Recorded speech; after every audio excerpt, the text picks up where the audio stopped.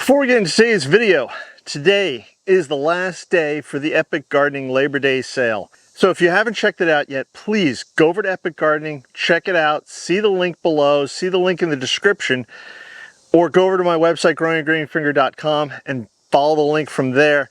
But either way, head over to Epic Gardening because they're having an incredible sale on Birdie's beds, seed starting supplies, a few other things.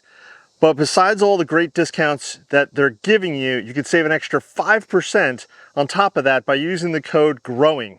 So when you go to checkout, or if you click the link below, you can use the code GROWING to save yourself an extra 5% off on top of the 30% for Birdie's bed, or I think they're doing a bundle for 33%, or seed starting supplies are 20%, I believe. So you throw an extra 5%, that's 25%.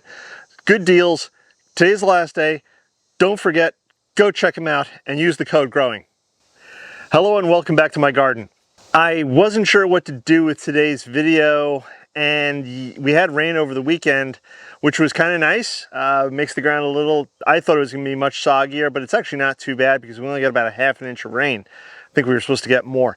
Either way, I put a poll up, I think it was last week, late last week, maybe over the weekend, as to if you guys wanted to see a video tour of the garden from the drone video tour.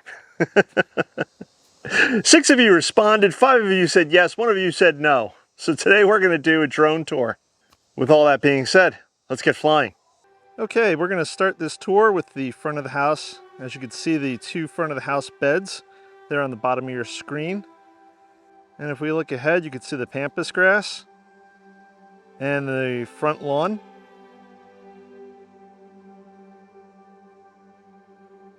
With the street ahead. If we pan over to the left, we have the flower garden.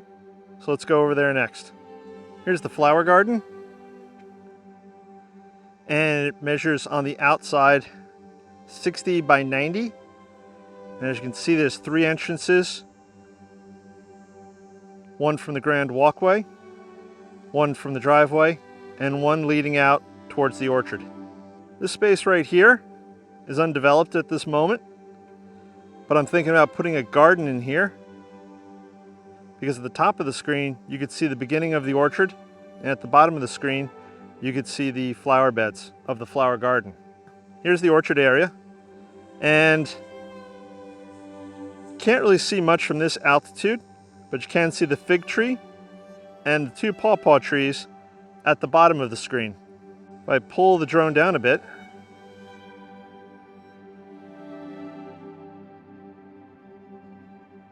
you can now make out at the top right 1 of my apple trees, and then in the center right, the other apple tree. This is the rose garden. It measures approximately 60 feet by 60 feet. The black you see there is weed fabric I'm using to cook down grass, material, weeds, and other things that I have put under there to sort of compost in place. The opening to the rose garden is approximately 8 feet wide, and it continues on towards the back tree line over here.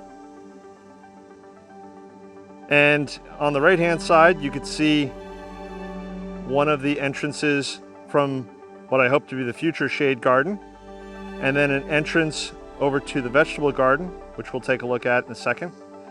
And again, more what looks like a hot mess, but I'm actually trying to compost in place for what will be the back future bed of the rose garden.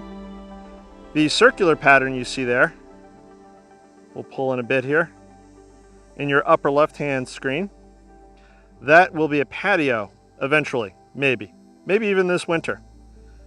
Right now I've just got the space marked out, and I hope to fill the space with some blackweed fabric soon to kill back the grass, and then maybe, like I said, this winter I will lay it all out in brick.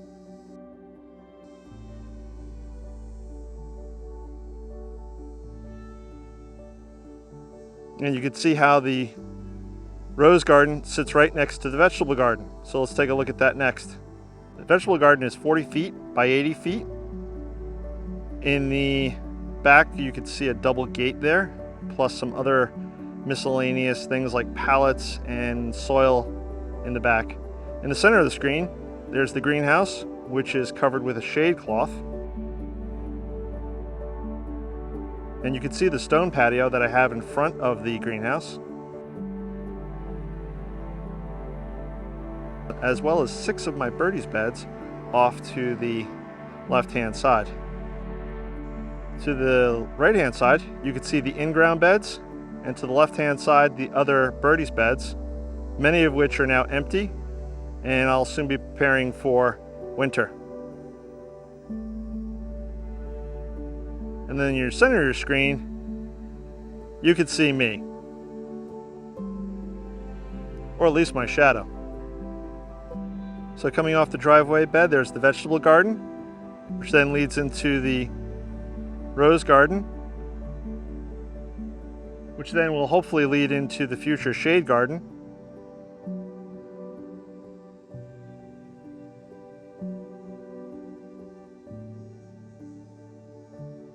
Which across from the grand walkway is the orchard.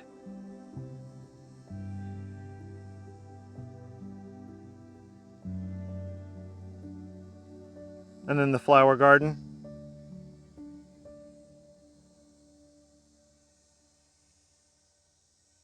With the front lawn area.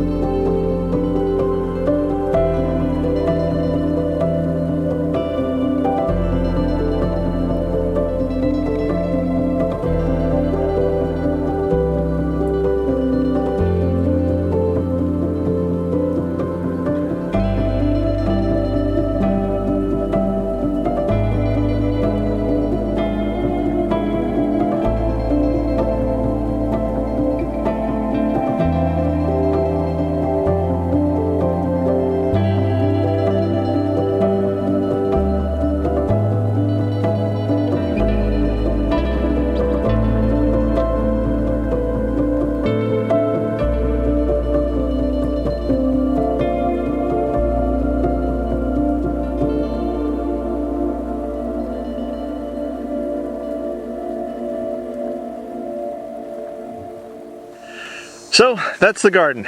Hopefully you enjoyed the drone tour. Hopefully it wasn't too shaky. It is a windy day out and I have a very small drone which tends to get blown around a bit, but hopefully it wasn't too bad. As you can see, the benches are filling up once again with all sorts of stuff. And a lot of this is cuttings and some of this are seedlings. Some of this stuff, for instance, this little foxglove, will wind up going out in the garden in the upcoming month. So this way it can get itself rooted in before the first freeze.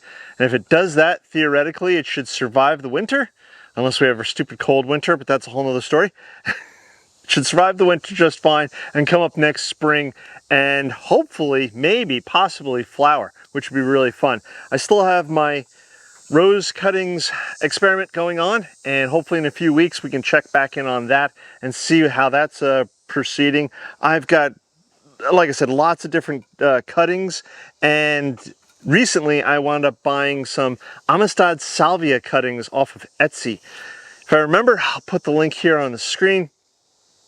Otherwise, check out the description below for the Etsy store that I purchased them from. They were excellent, very long, and from those long cuttings I was able to get lots of little cuttings. So hopefully, maybe, possibly, some of them will survive.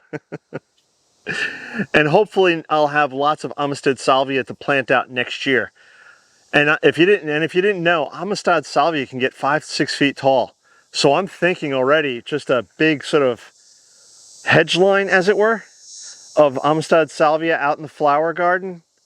Think of something like 10 feet long, 5 feet high. That'd be pretty wild.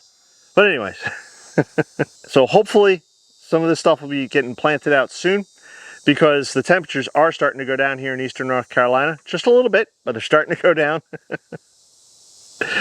And there's a lot of projects to do for the fall, and I'll have fall planting coming up probably in the next few weeks / month. So if you haven't subscribed, please subscribe, click that bell icon to be notified when I do post up a new video. this way you can follow along and see what's going on here in my garden. And I think that's going to wrap it up for today. And I'm going to catch you guys in the next one. Bye-bye.